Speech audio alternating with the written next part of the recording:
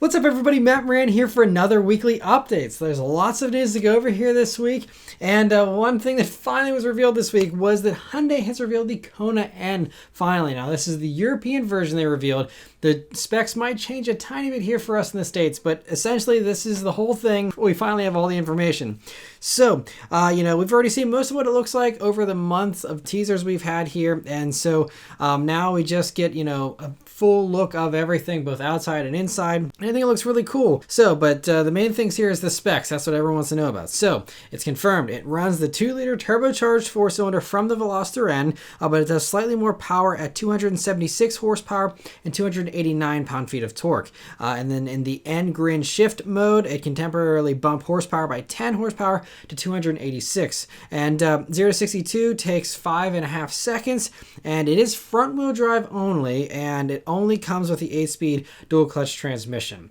This is kind of an interesting thing here. So Hyundai's head of R&D, Albert Biermann, said they kept it front-wheel drive to keep the costs down while also keeping weight and complexity down. But I'm not totally sure that I buy that. Albert Biermann is awesome. He has injected so much fun into Hyundai and Kia and Genesis over the past 5 years here. But, I don't know. I just feel like if you're actually, if that truly was the goal, then you'd offer a manual with, from the Veloster N, since it should bolt right in, to further lower the weight and the cost and the complexity.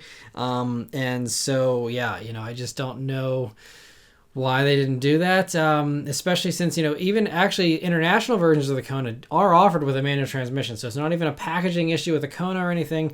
I think they totally could have put a manual in here. Maybe they will offer it down the road if there's enough demand for it or something. I think they might have thought, it's an SUV, people aren't going to want a manual as much. I don't know, but anyway, that's their reasoning for not doing all-wheel drive, is the cost and complexity. I think it's more likely, though, that as far as the all-wheel drive component is concerned, they didn't want to go to the trouble of, trying to engineer the all-wheel drive system to work with that engine, because I don't believe there is any combination of the Veloster N motor with all-wheel drive yet. There's all-wheel drive with the 2.5-liter turbo 4, and some other motors. The Kona's 1.6 turbo motor, but I don't know if any of those all-wheel drive systems would bolt right up to that 2-liter motor. So I think it's just a little more complicated, and so instead of spending the time to mess with that, they just decided to keep front-wheel drive.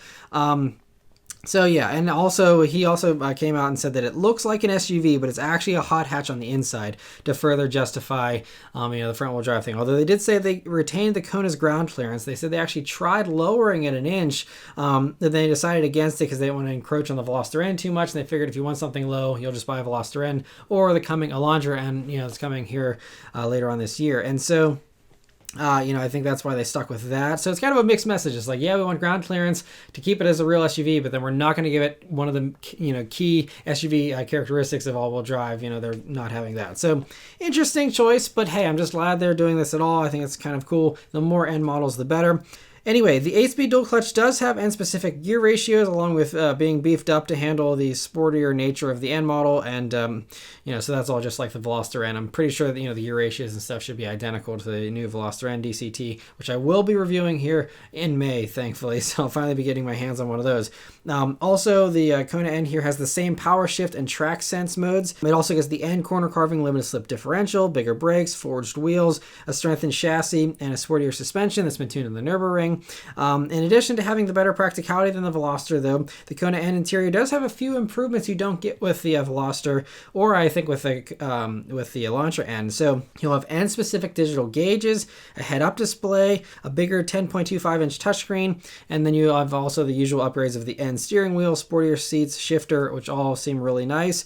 The weight is only 100 pounds heavier than a DCT Veloster N, though, which is pretty impressive for the extra door, the larger size. To have that only 100 pounds extra is pretty awesome. Although, again, you are sitting up a little bit higher, so handling should not be as good as the Veloster N.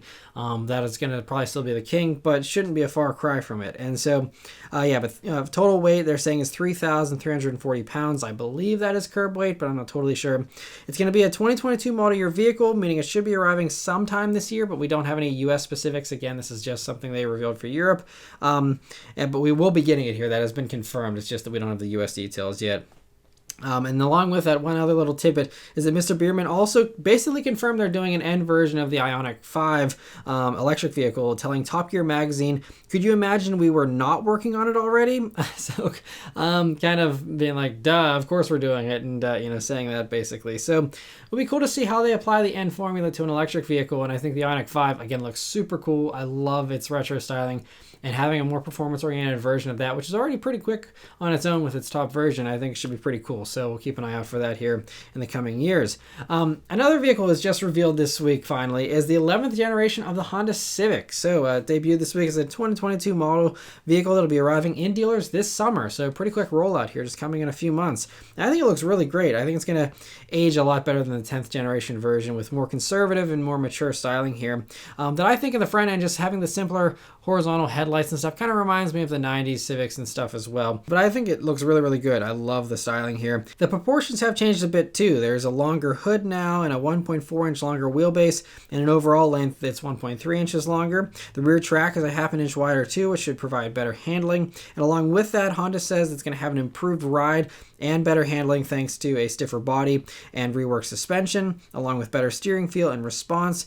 Power-wise, though, the engines are carryover. So the top engine has been slightly enhanced, but other than that, it's all carryover. So the base LX and Sport models still run a naturally aspirated 2-liter 4-cylinder that does 158 horsepower and 138 pound-feet of torque. So that's going to be the pick. If you want something that's reliable and dated, that'll probably be the way to go. And that'll be the Civic that'll still, easily run hundreds of thousands of miles without any kind of issue. And that's potentially possible for the turbo models as well. But anyway, the EX and Touring trims do continue with that 1.5-liter turbo 4 that now does 180 horsepower and 177 pound-feet of torque. So that's a few more horsepower than before.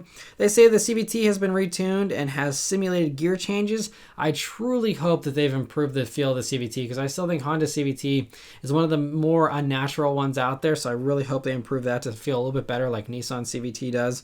And there's also no manuals here for the regular Civic. So if you want a manual transmission, you're going to have to wait for the SI and the Type R, which I believe have been confirmed to get the manual. But in the meantime, all automatic for the regular Civic now. And both engines get slightly more efficient here for the new cars as well, with small gains in fuel economy of a couple mpg, so that's nice as well. The interior is a huge improvement as well, with a standard 7-inch touchscreen, but there is an available 9-inch touchscreen that has a volume knob as well, so nice to have that. Both screens have wireless Apple CarPlay and Android Auto as standard too, and so nice to have the wireless functionality there. It should be a nice improvement. It looks like it's the newer software too you get from the Accord and stuff, so finally throwing out the not so great infotainment setup you had in the old Civic, so that's a nice improvement there. All cars also get this cool interior design with this metal mesh pattern on the dashboard. Kind of seems a little like 70s to me. I really love it. I think it looks really cool. It's a very clean looking, but also a little more visually interesting than the usual ho-hum plastic and stuff you get everywhere else in most of these kinds of vehicles. And if you go up to the Touring trim, you can even get a 10.2-inch digital gauge screen, a wireless phone charger, and a 12-speaker Bose stereo, which is notable because this is the first Honda, I believe, in a long time at least, to use a branded stereo upgrade. Of course, Acuras have their ELS stereos, but looks like Honda's going to be getting a Bose stereo here, at least for the Civic. That's a nice improvement. I'm sure it'll hopefully sound better than the current Honda premium stereos they've had in the past, which weren't great in my opinion. And hopefully this Bose stereo continues on into the new Accord and stuff down the road as well. But that's a cool little touch. There's no pricing for these yet, even though they're going to be coming relatively soon. So I mean, pricing should be right around the corner. Also, right around the corner should be the new hatchback version, which has been spied. We've already seen what it looks like based on the patent images and stuff.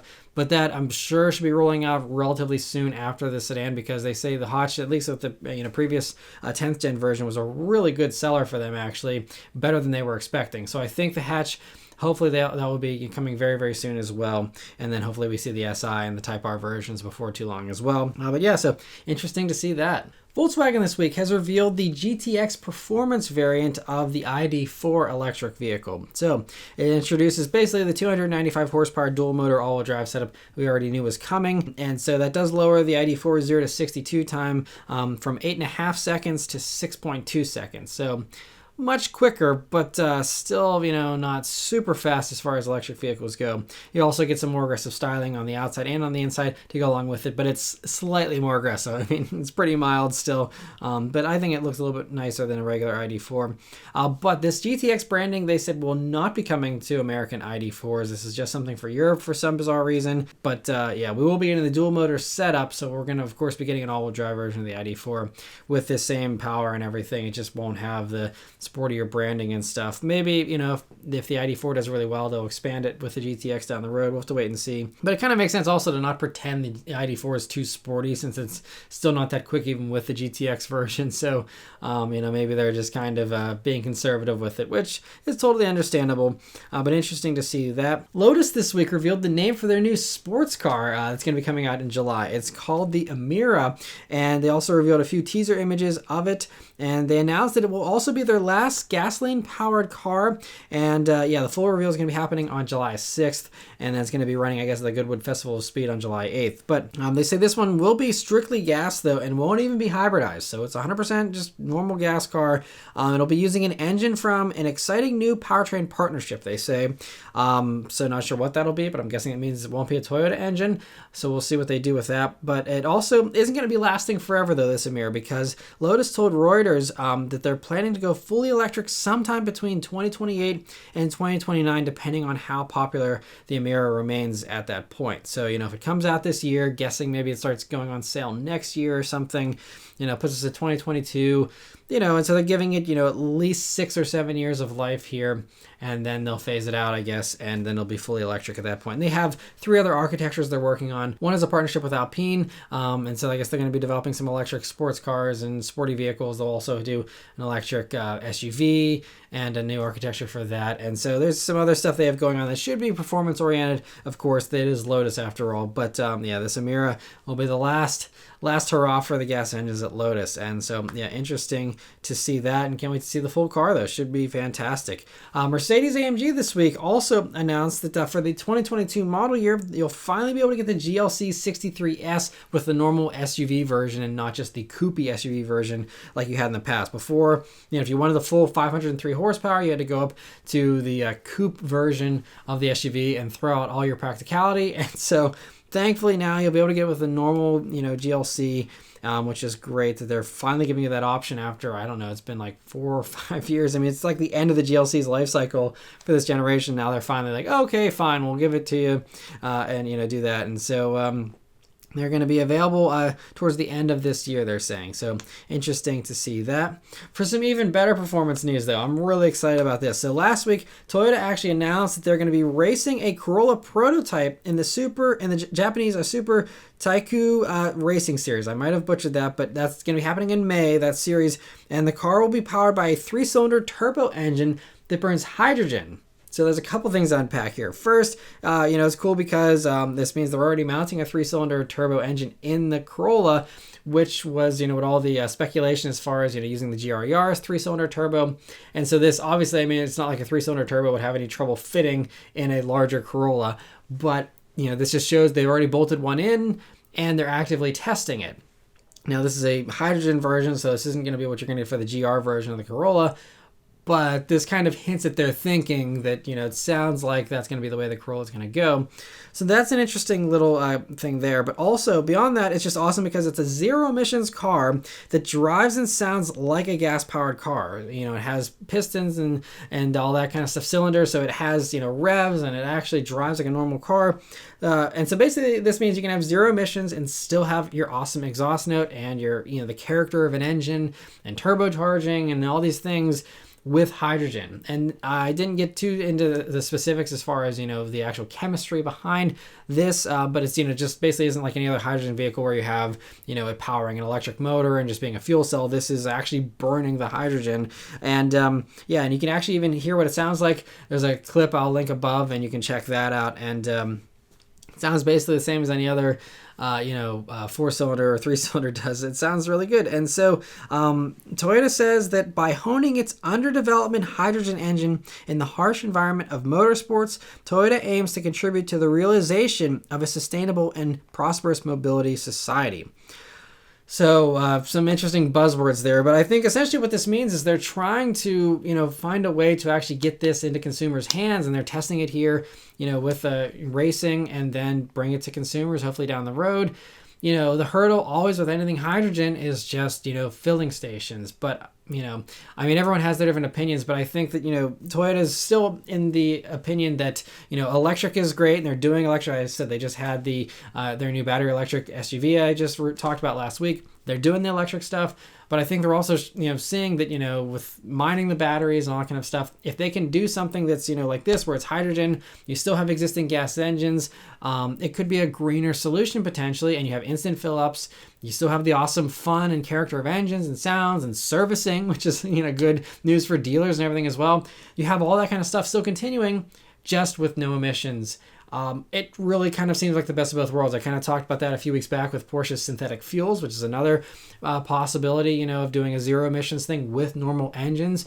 And whether this stays just for performance stuff or racing stuff, I don't know. But I really hope, they kind of, find some way to boost hydrogen investment and architecture so that, that can be something that, maybe the electric stuff gets us by, temporarily, and then, maybe down the road, as they're willing to invest more in hydrogen, everyone else comes along for the ride, and we have the return of loud gas sounding engines, down the road. We'll have to wait and see. Who knows what the next few decades have in store, but I really commend Toyota for continuing to not give up on hydrogen, because I truly think it, could be the long-term solution down the road. But anyway, interesting to see that they're working on that. And Toyota also did announce 2 all-new 3-row SUVs that are coming during an announcement about their Indiana production facility that's going to be getting an $800 million expansion. And so these SUVs, one's going to be a Lexus, the other's going to be a Toyota, but both will be designed with the active Gen Y American family in mind. They say they'll both also be hybrids as well. They revealed they're also going to have advanced driver assistance tech, including hands-free driving in certain conditions, and remote parking with your smartphone. Your smartphone will be a key and stuff, so they're kind of joining all that stuff, which you've already kind of seen with, like, Hyundai already has done that kind of stuff a little bit in the Sonata. And, of course, we've seen the hands-free driving with other companies that's been rolling out. But as far as these SUVs, what they'll be and where they'll fit in the lineup remains to be seen. So for the Lexus, it's pretty simple. Everyone's been wanting something bigger than an RX without going to a body-on-frame V8 powered beast. And so I think for Lexus, it's a 100% Grand Slam home run guarantee thing. It's going to be bigger than an RX and, be really great. They're saying these are actually going to be 8-seater vehicles. So it should be pretty sizable. As for the Toyota, it's going to be bigger than a Highlander most likely, if it's going to be an 8-seater as well. And so some people are thinking this could be like the next generation Sequoia, which actually is currently built in Indiana, but there's been reports that the Sequoia production will be moving to Texas, which would then disqualify this new 3-row as being, a Sequoia. But I think that making a Sequoia makes total sense. I know a lot of people really love the body-on-frame Sequoia, but, this would certainly expand its appeal. And, there's also talks with the next generation Tundra right around the corner, and that having, a hybrid twin turbo V6 setup. If it is going to be a hybrid, here you go. You have a hybrid here with the, if you do that same motor from the Tundra in the Sequoia, it's a hybrid, it's 8-seaters. I think that would be really, make sense, to have that as a Sequoia. But, anyway, we'll have to see what they end up doing, but it's really cool that Toyota's being so transparent so far with these new models. And they're like, yep, they're coming. Here's some of the stuff they're going to have. And so hopefully that means it's not too long of a wait, although I'm imagining this is still going to be at least 2 or 3 years out if they haven't even started to expand the factory to build them. And then you got to tool up the factory and, all that. So I think these are still a few years off, but it's cool that they're kind of revealing some info about them this early. It's interesting to hear that. And the 2021 Ford F-150 has only been out for, half a year or so here. And Ford has already announced a few new additions and features you'll be able to get to ordering starting in June. And so the first one is it's going to get adaptive dampers here on the F-150. And they're going to be the same ones offered on the Expedition and the Navigator, which should certainly help with ride quality. That was the one thing I noted with the F-150 I reviewed, a couple of months back, is that, the ride quality just isn't the same as the Ram. It's just not as good. Obviously, this is still going to be using leaf springs, I believe. It's just the dampers that are adaptive. So, the coil spring setup of the Ram might still have an advantage, but at least you have the adaptive dampers like the Ram, and this should certainly go a long way into improving the ride of the F-150. So that's great news. The other 2 features add to the already feature-packed F-150 with more Ford creativity of just these really cool little features that no one's thought of, that Ford's just throwing into this thing so that it has literally every feature you can imagine in the F-150. So first, Ford is offering onboard scales that you can, it'll actually tell you the approximate weight of whatever's in the truck's bed. So, if you're hauling stuff near the weight limit of the truck, or if you're just curious, it's really cool to have built-in scales there. The truck already knows its unique payload rating and all that, so it will actually provide intelligent warnings once you get close to those ratings. There's also a cool touch where the 4 LEDs in the taillights will actually illuminate one by one as you load the bed, indicating when you're getting close to 100% capacity, and then they will blink if you actually overload the bed, to give you a little bit of a heads up there on that. And so these scales also will be working with this new smart hitch feature, which is the other last feature here they're rolling out, and that supplies a similar kind of guidance to towing and will alert you if the weight at the hitch is too high, and advise you as far as how to fix that whole issue. And so it's cool that they're doing all these little intelligent things just to make truck buyers, I think, just have a few more toys. And at this point the F-150 has way more toys and way more unique features that only the F-150 offers. I think it really helps strengthen the edge of the F-150 for a lot of buyers. And yeah, so interesting to see that, and I'm pretty impressed with all these innovations Ford keeps coming up with. Another update from Ford here is about the Mach-E GT and the Mach-E GT Performance Edition. So the Performance Edition will be getting a new unbridled extend driving mode, which is a track and closed course only take on the unbridled mode, which is basically the sport mode for the Mach-Es, which I'll be talking about in my Mach-E review, which will finally be posted next week.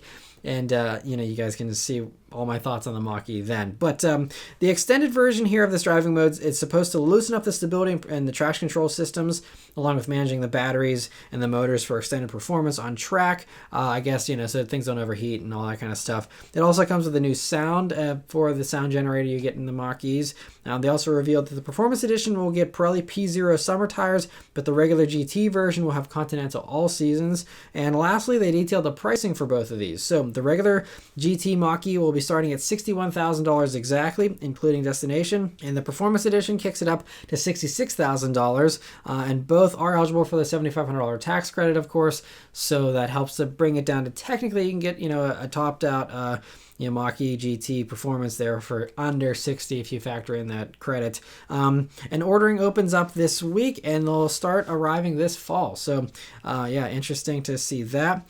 Audi this week, there's a couple little stories here. The first is they're giving the rear-wheel drive R8s more power for the 2022 model year, which is always a good thing to hear.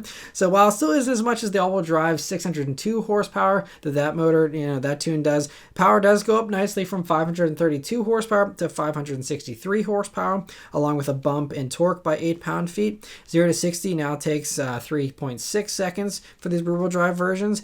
And yeah, so you have more power now. You have the lighter handling of the rear-wheel drive version, obviously the more fun handling of the rear-wheel drive version. I think that's the R8 to get. There's also a new sport exhaust package and a dynamic package you can now get as well, and that one adds ceramic brakes. And yeah, so cool to see that. And I'm just glad they're keeping the R8 alive. But speaking of keeping the R8 alive, Audi talked about the future of the R8 with Top Gear magazine in a separate interview that was discussing their EV expansion.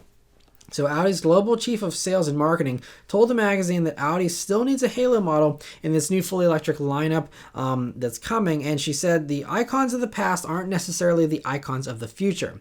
And she said that the R8's replacement won't just be an R8 with an electric motor. It will be an R8, but different, which really could mean anything.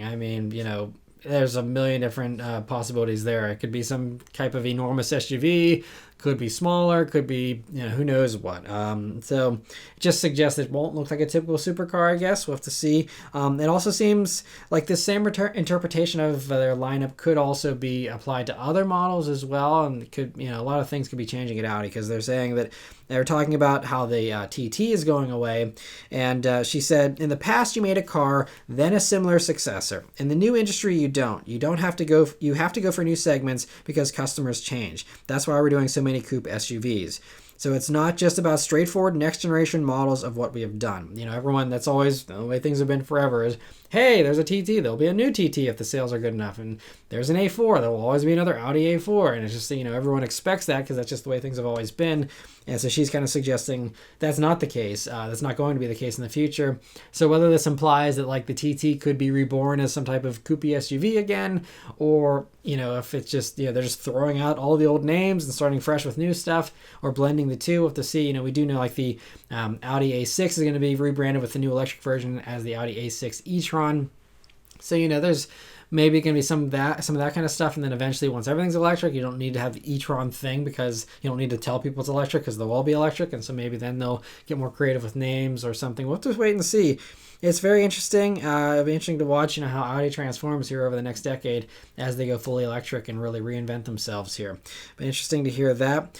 Honda has also announced some pretty big news this week. So they have announced they're aiming to have a fully electric and fuel cell lineup by 2040. It's a little ways off, but they expect these vehicles to make up 40% of sales by 2030 and 80% by 2035. So, GM and stuff is saying 100% by 2035, and Honda's really not going to be far behind if it's 80% by 2035 in all major markets. They say the rollout will actually be a little bit slower in Japan, but will eventually ramp up again by like 2040. But I think by 2040 in Japan, they're still going to have a few hybrids still, whereas, here in the States and the rest of the world will most likely be, all electric or fuel cell stuff. And so to achieve this, though, they're investing over $46 billion over the next 6 years, which is crazy. And so much of that's going to be going to producing their new E-architecture electric platform that they're going to be doing. And so still they're confirmed the first EV Hondas will be the two SUVs that were developed, or they didn't say SUVs, I think they said it's going to be two large electric vehicles that will be co-developed with General Motors. That was news that came out, last year. So that's still going to be the game plan for the first two. But then beyond that, it sounds like the following EVs will be on Honda's own architecture. So for those who are worried that Honda's just going to become a subsidiary of General Motors and just have, the same Ultium battery packs and stuff as the GM stuff, and Honda's going to kind of lose themselves, that sounds like it's not the case. It sounds like Honda will be taking over their own EV development, down the road. And even the GM stuff will be unique and have very unique Honda stuff. But interesting though that Honda is diving in there head first, and they didn't say fuel cell stuff as well as electric stuff. So maybe they'll dabble with the hydrogen stuff and also continue to develop that. Because I think GM and Honda both have a partnership also to work on hydrogen stuff together. Hopefully they continue to push forward with that as well. But interesting to hear about the electric stuff. Speaking of GM, though, Car Buzz and Muscle Cars and Trucks both spotted that GM has renewed their trademark for the Cheyenne name, and the filing confirms it's for motorland vehicles, namely trucks. So, with the truck market booming, of course, doing any kind of new trims or models or whatever they end up putting this name on certainly is going to be easy money most likely and totally makes sense. We do know that one thing it won't be is an electric truck most likely because GM has already referenced the electric truck that's coming as an electric Silverado. So I believe that will continue with the Silverado naming. It could go a couple different ways. So it could just be a new trim for the Silverado or the Colorado, and so that's a possibility. But other websites are speculating that it could actually be a new, smaller truck to compete with the Ford Maverick that's coming. So maybe the Cheyenne could be, some, unibody kind of thing, and maybe they do want to get in that whole field since now it's heating up with not only the Maverick, but we have the Hyundai, Santa Cruz, and of course the Ridgeline kind of was the only one in the segment for a while here. And so now, maybe that's what they're doing with this. I also think that it's possible that the Cheyenne name could replace the Colorado altogether because the Colorado is due for a replacement. So timing-wise, this is kind of interesting. If the Colorado could be on its way out, and then all of a sudden they trademark a new name. Maybe that they want to just kind of put the Colorado name in the past, and have the Chevy Cheyenne as the new smaller truck here, to compete with the Ranger and stuff like that. We'll have to see what they end up doing, if they do anything at all. Sometimes trademarks just they renew them and they just sit as well. So we'll have to wait and see. But interesting nonetheless. And the last story here is that two names are appearing to be going away here are the Rolls-Royce Wraith and Dawn. So Rolls-Royce confirmed this past week that both of those models will be leaving the U.S. market after the 2021 model year. So they'll honor all orders they have up until now and stuff. And then after 2021, they're out of the U.S. So they are 6 and 8 years old for the two models, and so they're due for new versions. They're on dated platforms and stuff, but it sounds like they won't be replaced for a while. Now they did say that there's going to be their new architecture. We'll be spawning new models, whether it's a coupe or convertible. We'll have to wait and see. And this will continue to be sold in other markets. So it suggests that the sales aren't great here if they're nixing it here sooner than they are the rest of the worord, which is kind of strange because you would think the convertible Dawn, America would probably be the Dawn's best market, particularly Florida and California. I have a hard time believing that like the UK buys more convertible Rolls Royces than America does, but who knows? It's interesting. They're pulling it here first, but I think it's fairly likely we'll see new versions based on the all-new Ghost here that just came out, sometime in the next few years. We'll have to wait and see. I mean, we do know, Audi actually mentioned it with the TT stuff earlier, that people are just moving away from Roadsters. There's not as many people buying convertibles anymore.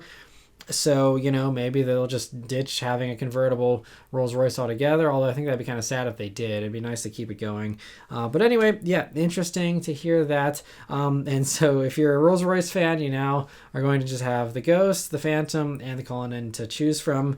Must be tough. But I'm sure Bentley would be more than happy to take anyone's money if they want a convertible or a coupe with a fantastic Continental GT.